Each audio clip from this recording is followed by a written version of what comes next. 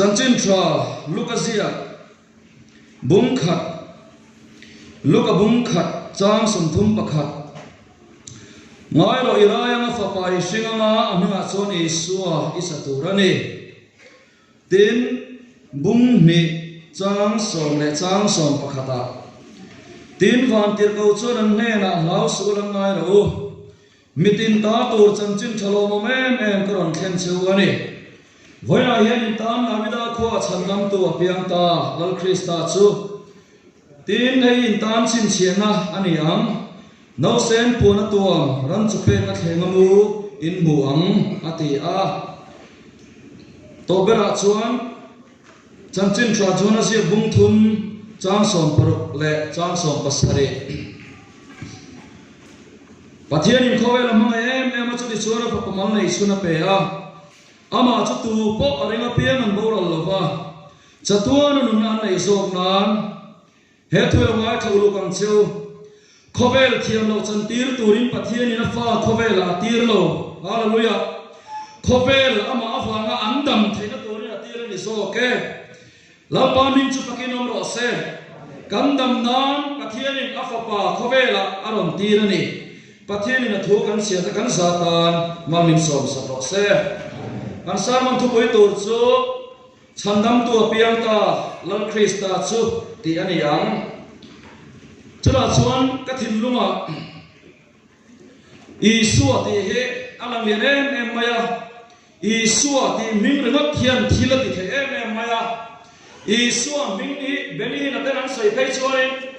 anin khom na in chung song suma ya kharau thiam hi mi alo khat vek zela ne chuan son vai ne ya ming song song ming chung nong ber ming song song ming thil ti thei ber mim song song mim ro pui ber isu ai oi tu na ya kalo dinga isu chanchin karam soidona chandam tu chanchin karam soidona apian chan karam soidona ne pathian ne na itong trai o lalpa kan nga le em sa ne so pakua christmas min suai thena wangin ming ro pui kan fakalom thu kan philache indo na ni min chel din saka ikhoi na fa nang ma thu te mai sa thei tura ni tha hun tha bo ro tha min pe ga mai lom thu kan thila che tu no na yang kai chi lo kom ta khian I thu sa I mai sa ma alo din pui le don ta a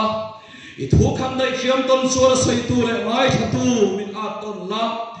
I thu kan nei khana dal thei kha to in ti na te thin lum cha po te ngai to na va vel te hisab thalo te suam to na bol ho te thin lum thiang lim lo zong le pon lama kan nei som le kan tak som mo na le khovel thilina kan ngai to na min lak pe na zong na ka chanin lalpa min lia khu vek la kai ma nia yen I thu lu na da thei zong te tharau thiang min tu na yan min ne sak vek la ani nang ta ka I thu kan don son thiam the na tu rin le Christmas tak sulal pa kan man the na tu rin I thu kan soi tu te kal kan thara win na ma meron khoi na nam che Isua mi ro puinan karon dila che amen Christmas ti he tong kam la tak mai ni a aom zia chu Krista roi ti na ne Krista roi chu me om zia chu pathianin apa pamal nei chun khovel a aron tira roi aron bo saya chu Krista roi Christmas kan ti he lo ni a isuan roi chu kil turin tu na yan lalpan ami tamin soma attention kan kil mol mola kan ai mola khovel roi chu kan ai voksa te phei chu atha ai thelo do te phei chu ani samkhat le kan ai point kan ne ngon maya ma se lal roi Krista roi ro he chu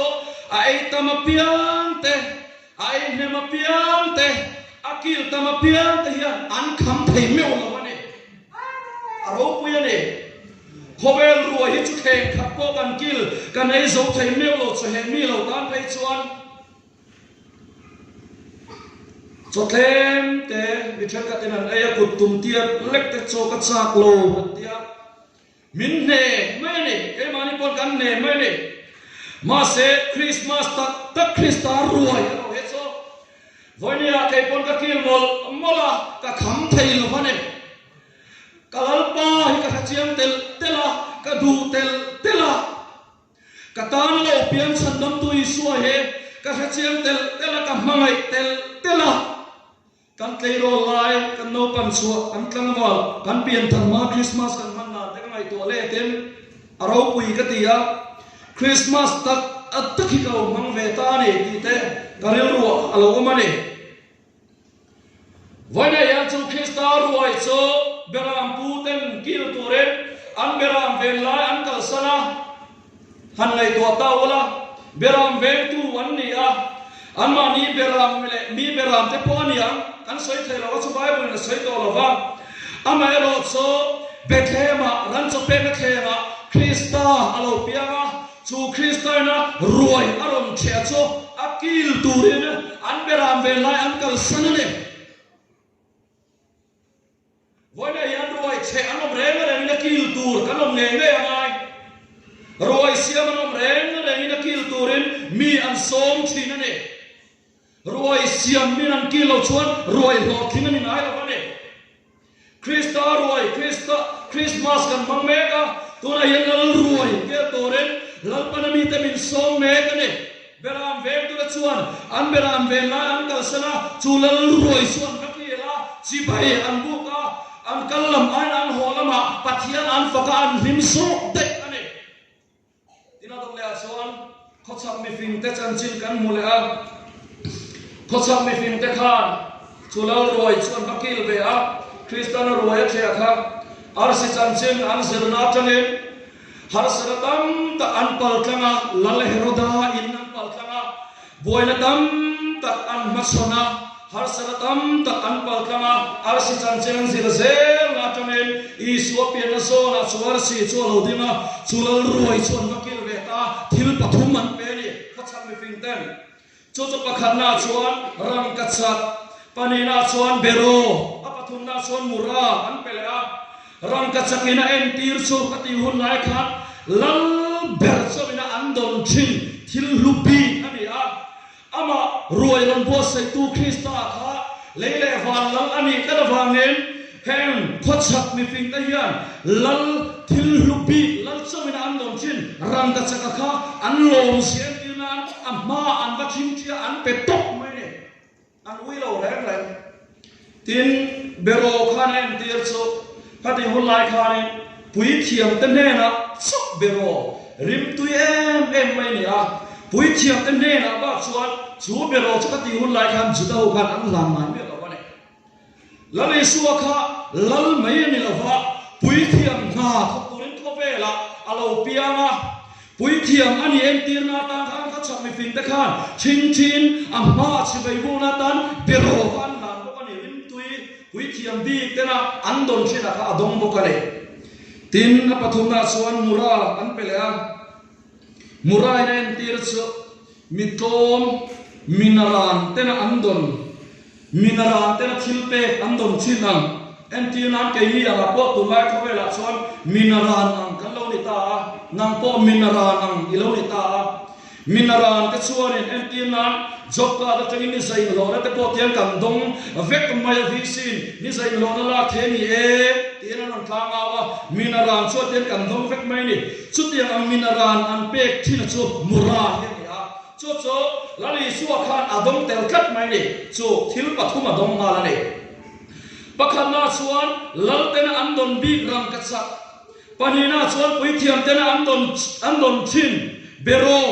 pathum na chuan minaran ten andon chin mura kha adong le a chung song sum chuan en ter cho ama chu minaran ani a khobela minaran ai na ron pianga thom taken ama ero so leile vana thune na song song nei tu lalani I suwa thu lalani wani aya I suwa lalani nam reng reng lo mane chung song te chu chak mi fin ten lao si bai bu khan ma thin thin an lom zia en tian an hlan phalani mani lo in dak ve thaila khawot kal sak te kan sem ema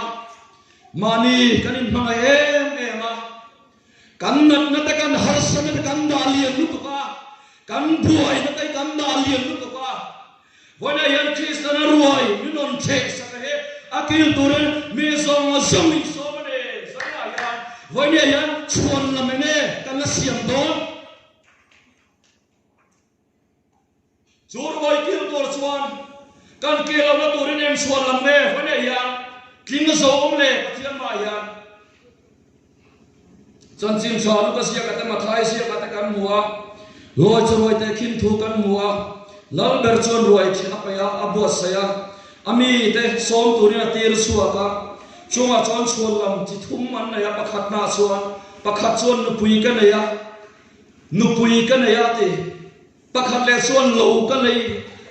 le ya em turin ka kalangai sebong ka le ya em turin ka kalangai kaman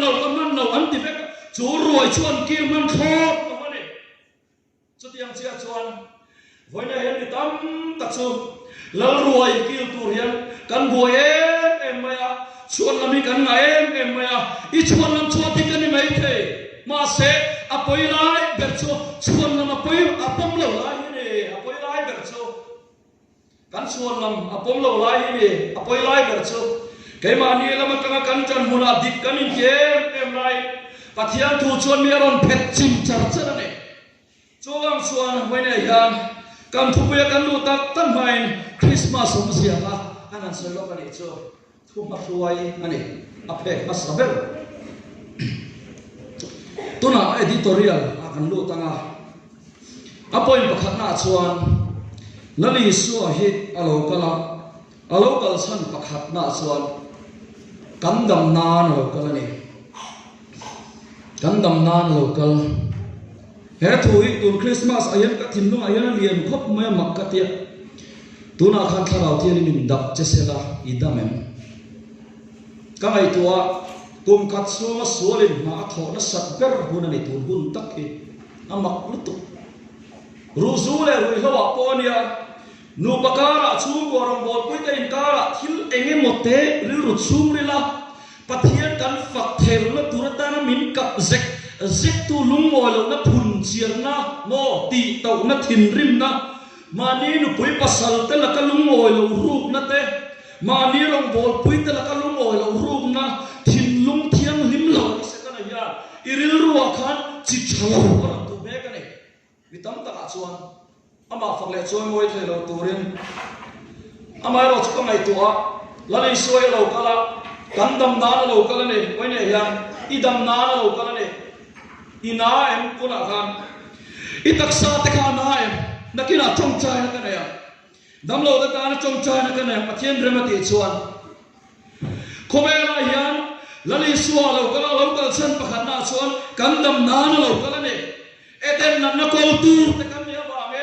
chuna na song cho lalpa minti dam adu ba me bethema ran chope na thema isua krista cho minon pe ne kan cho khe ka pe nga kan ti su lai kan chen no moi te min ti chong sok mai na lan sio tong su li ol ve ko pani an sei tak tak pe chun kan dam na lo kalani iril ru nai ithara wa nai kan ai tua tun huna hian kan mi fiat chian tak tak te su li na khoi me ka kan fiat chian lo te engza tak su lin khoyang mo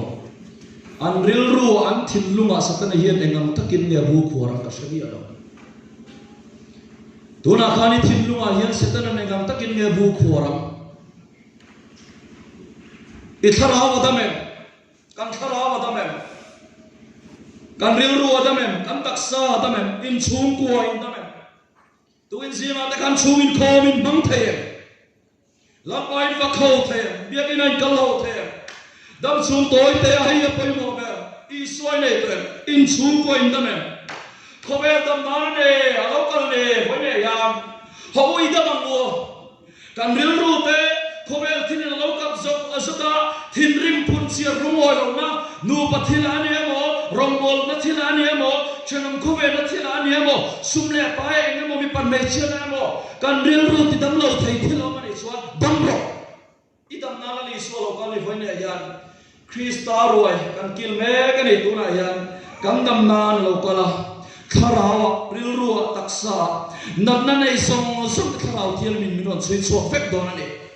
chuda chuan lapana ti tura ron tianga kam ti tur kan lo ti ve na chin zela khan aringa piang tene na chon chu tam na chu vana lapana da lo ngai taksa han ron da dik donani vana lapan da re na tumlo irilruwa khanani dam na ron da tum ne vana lapan ati dam na chukol re na tumlo wa I tharana khane ron da tum ne chume tura kan suan kalawin bua sekhiam ve kalawin hon thiam ve apoi mo ane tina panina chuan lali solo kal san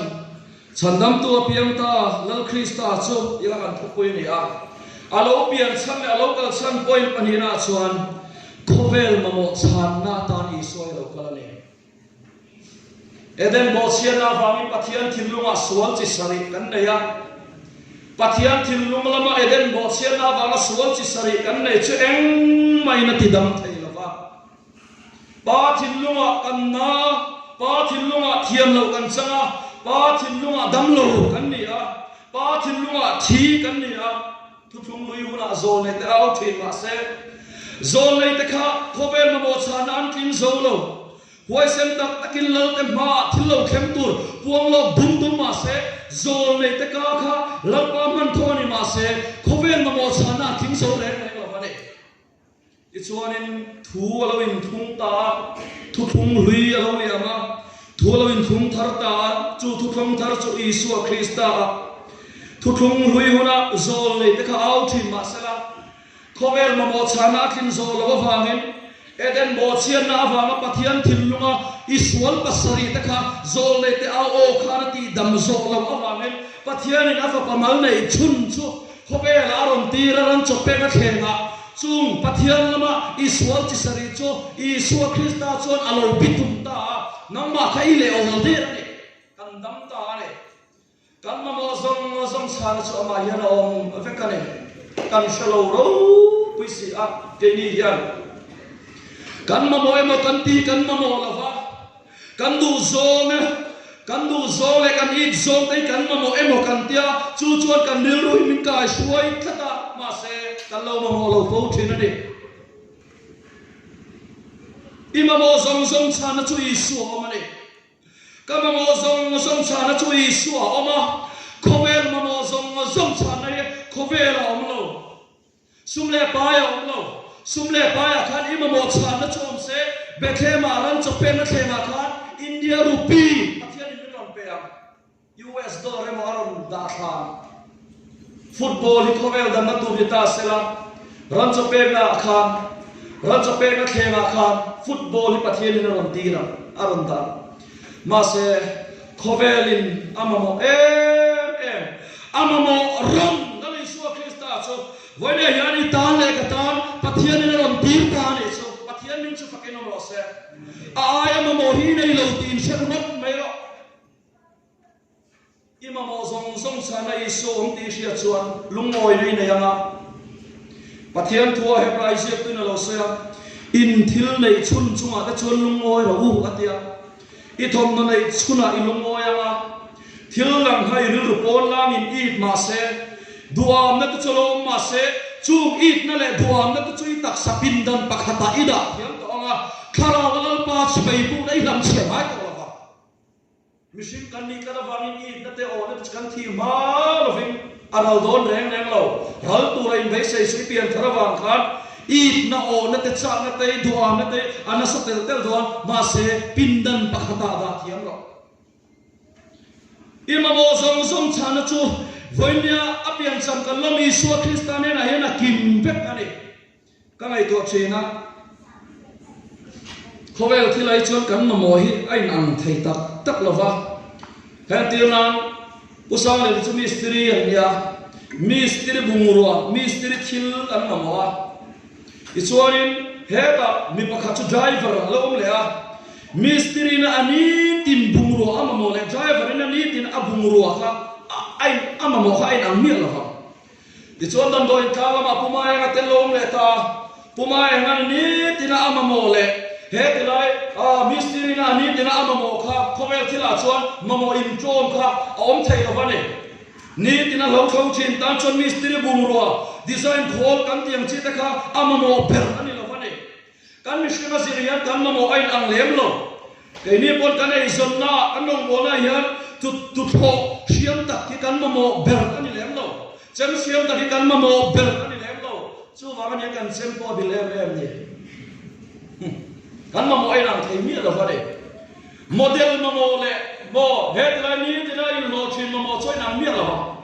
ma se hei ero thil pakhat om khobel hian amamo ron chu pakhat oma chu i suane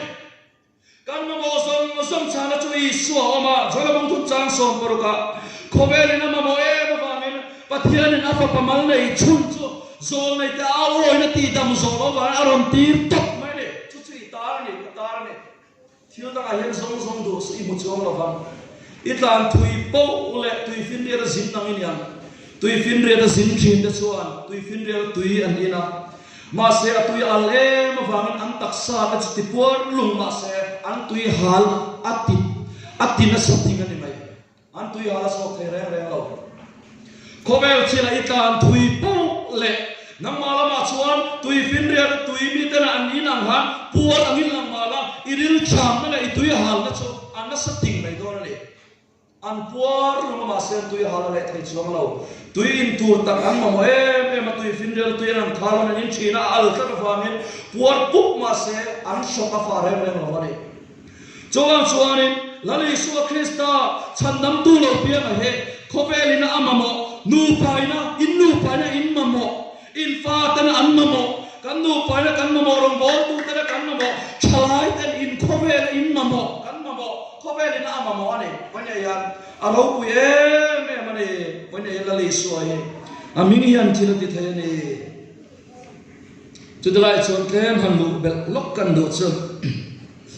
mamo chan na yesua nol tu te hian anti fu ngai lo ti asai du ani an mamo chan na ani a ma se an shalo an pan du lo lal parati tur ron ti to apiang to achi to a khara vin ni te na in puana do ati tur ati so tui pui sen ka na so lal parati sak nu ai se fa ten so kaya anti tello chu chandam na idia tello katia tello ma se se fa te kana ram lu don chon jordan lui an kan dona aku anga chalai taken andaya anra chin zela athian thiruti theina lo lang tong khan tun huna po yan tharau thiam nim mal so thara tom to chuan ira ve kaya lalpanati tu ati to ira chin zela ida chin zela pathian thiruti theina cho I chung kwa le nang mami nang na kharau na ko ibu zel do ni rap ngam lo tan be sei tu rom lo nun khoro takin kan thu bul hiao ran mai do ni nun khoro takin kanom ran mai do ni chowam suan rap ngam ro hup chena dai tan tun Christmas an kong chena dai me tan hong chena dai la ngom chena dai tan lewila tharau mal so na kan san ngai lo tharau thialim kan bu ngai lo tharau na thok kan siat ngai lo ha I taksa yan lo theng sel ti ka chanem mai na le lal pa chanem mai na le ka chong chai na ne chuma mo chana I su chu hoi na yan I tu chuan I ne la lu ta ma se I du lo chuan I ta na poyam Bible hi last letter ni a hoi na yan last letter sai tel ka do ni Christmas in ham nun to lo mai thei sam ni som ni Christmas in ham le to lo mai thei lali su hi I du lo chuan I ta na poi don mana kalau ti ve to lom ti ni lo tul huna hian a poi mo ane Judas karo ta chulan para thangne ni sirtir turata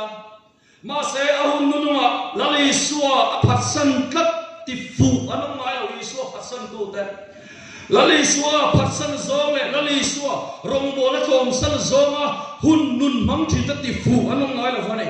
Judas karo ta po ahun tha zong mo zong lali su suinan mang ma se ahun to pa tang ka som tumin na shala achan ching ka sai fo thin than ka ta so ni no mani mai thei ahun nu anu na show em ama en tol tu doctor na sai dan phei chuan Judas kero ta thi thei si lo dam thei si lo hin avum ve ka apuam ve ka ama kha ase oma tilu to ato pa chuan ama le main ok lum top maya ahun laya lali so zui tu ani ti mi tena an sia thelo turin lalpana mit an mi ta ti del sa pe ka tu ma ro ka thatu lom lo ato pa chuan bible sei dan chuan leya atapera apuma puak dar veka arila puak ke vek chu chu I top na turani shareng malai sia kai ta na turani chu chu ani chamalo theng don ka ti kha kum sa mi som hi pan hi alo theng chuan karin danen kharau lam cham sa kai bo hemuna yan kom to lo ni chuan mi chen khat chuan mi ngai veng ni la na ya ti ka sai duane cham theng don ani eng cham so cham na ni lo kharau lam cham nai theng don ani una ko kam cham me ka ni chuwang chuan he Christmas ayan ho chan ni la tharau na ya chung ko mi mang na ya chan ni la tharau in nor bok pa ko so in tur ta kon in song ngo ma so in tur ta kon in song ngo me lal roi ke to ya bonya yan asom tu yan chana manga e mane akil tur asom ten sualam sang nei ma se chana manga e ma lamlian le dai ta khan kal suwa kola han soilu sam ro wote chana manga ya ko chana manga ya e mane khara ma yan tin pila ta khan lali suwa pasana keng be do tia thu kru na siam ni tang han mu mang mak pui mang tha nei thei to lo nun mi na huna mang thei to lo wa rom sarkar we governor pakhat ani na tawin an transfer mala chula chon om rei thei an transfer ya an transfer ya pila ta khan se om ti tu ka ma le man ti top mai ni inun kha sho gam tu na khan no pa ne reng si no pa om dun thei to lo te mudun thai to lo in be thai to lo chu ko ni reng si pathian be hau thai to lo ko ne ya chu ko dam lo ta kan no me he Christmas ayan Christian aru ai gil ko min so mane lali soi dam puina lo mam be lo lali soi na puina mi dam takinan mangani ko ne ya dam puina turin kan dam na lo piangani kan mo sa na ne ma se idu lo suan last warning ani last letter love letter pathian mangai na le khathon ni last letter ni bokan ti kha lali soi hun tha in la I som du la in mol phone suwa itan atlai hun no ma lungpui ne la min del roten athu chuan sherem mala kharau thialmin inun ram makal san chuan nun khoro takin ikai nalpa ti masala inun sumra kharau thiam na lu thei ai to hei ka so tu chani ato bardot tu achon lali soyen tin nei ti ve don voine yan lali soyen tin nei ti ve don inun suri la khan lo lu tak don ta sele I phalam lali soin na ron lu chuan inun man thin dana hong vek don I hun man thin dan zong po ati dang lam vek ama mi tam tak khai chu in sum la ru na thlen na hong fai vek don ani chuwang chuan na mei lo ania pathian thu he at tak kania at tak lu to kan pathian thu he he ka so lon le se lali soi en tin ngei ti ve don lam hela da chuan tha atuma achi bei bu da ara thang ma beram pula chuan an beram ve lai ka sare lal ruai an kila chi bei an bu a khochak mi fim ka chuan chan chin an sin na tamen rang ka chak bero mura an la na chi bei an bu lal hela da ero so khan dai men chi bei bu turina kal rap mai lali so en tin nei ti ve don voi dai inuna khan lo tak to ta sala I phalam en namane inun dan song iril rumai to nai chungril nun song ta kha ati dang lam vek do la I hun man chin dan song le I chom chai dan song le lalpa le ato santana in pe na dal lutuk te kha I tak lo lutuk te kha a hom dang lam vek do na chula chon I ngam do na tam tak chon am do lo pon loi takin nun pon loi ni lan thara bi ni nan kala an nun su la thara thim ma thleng thei to lo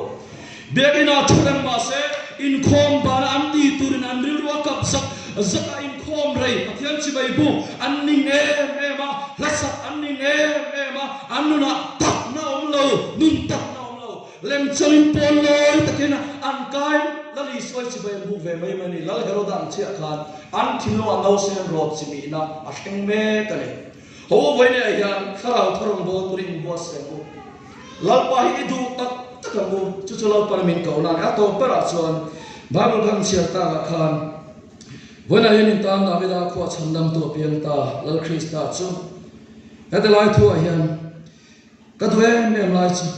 mitin ta tur chanchin thalo mo em ti hi atop thu kharna ka hmang do ani mitin ta tur he ka lai to ya sa ka bo se lai hian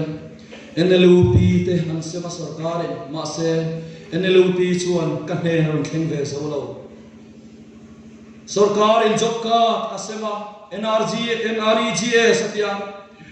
NREGA suat ka hne ron thleng ve so lo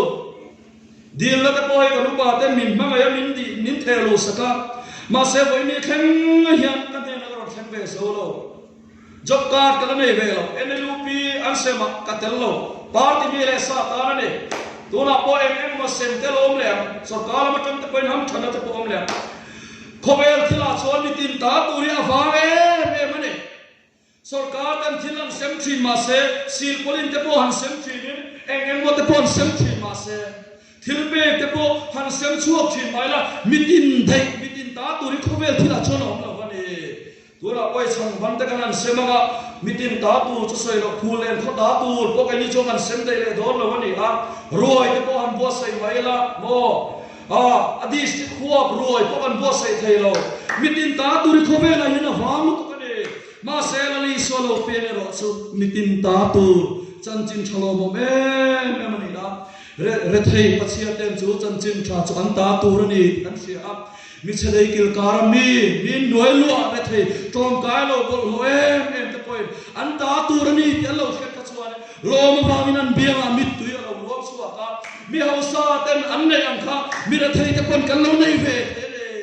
lampa ya an chatak em khobe thila chon mitin ta tu ri om lo mitin dai om lo ma se voini na pian chama ba de lo ma hi chu mitin ta tu ani atu khai khom na ta Christmas om je tu Krista ro yani lali so lo kala pakhat na chon kandam na lo kal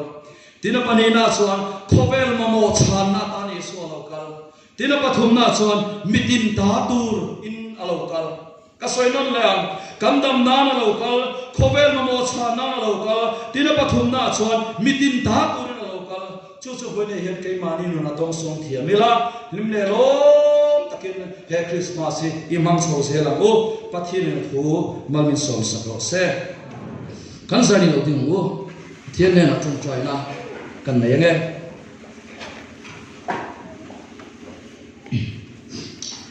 hallelujah amen lapa hoine yan Christmas ho ting ta khulen ko tamin man tira wai lom thu kan thila che thu kan pon so ta kal kan khan thara win min suila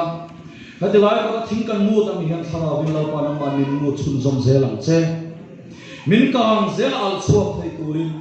kandam nani local san le kalmamo chan nani local san le mitin ta tu roi local san am takin keima ni ka lo la ku thiam thena turi i thu thara min tho khum zelang che tuna yandam lo ta na tong trai sa gona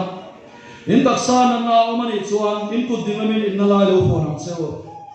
tinri runa te lo omani chuan in ku dinglam hai om so in lo da nga ka tharau ya chawe mai ka hil ro dam lo tharau chawani dam ka mangoni tinamani chuan taksana nei lo te po in ku dinglam hai om so in lo da dorania tin dam lo ten in na zona in ku dinglam in lo matama athian thil ti thena kan dil ro ni kan chong cha kal zel lalpa kan pathian voimia hian sani so pa Christmas kan mangme ka kan ne na tharau lam ruai mun the saka akil turin mi ti zan me min soi ko malom thu kan sila se tununa hian imi nan nei me ten an na lai te an ku ding lam vu hanin lalpa ona hian an na lai te chal lo dom me ka kandam na ta na khobela i local sanang takin tuna hian an ku ding lam tho an na lai an von tho lalpa nangman iti dam na kuta han chan tirla iti dam na chulalpa vana minda saklola kanna na zon chok salalpa i nama zokin ron bitum la ron kalkang la vuam na vuala kharau rilu taksa ke mora kana chip chuak thela na lai zong zonga damna pam kibal thela to re thilti thena karon dire kharau thialim chui chuak be kam che anna na lai zong ta chui chuak be kam che rilu na ta po chui chuak bek la ti da mang che kharau ma nang ma phang le choi moi thei to lo setanan an thil lung le an kharau boy be tat te po voi ne an ti da ka ham che ithil ti thena kon di le nang ma non bitum be kang che kai ti thei ka nei lo ilo kal sanang takin lalpa voi ne ya ithil ti thei so lalpa imi te ne na hian nang ma non dam ti kang che iro puina an so ni se long thu se chu ni su Kristan ron di la che amen thu la kan hokonga so tu he ra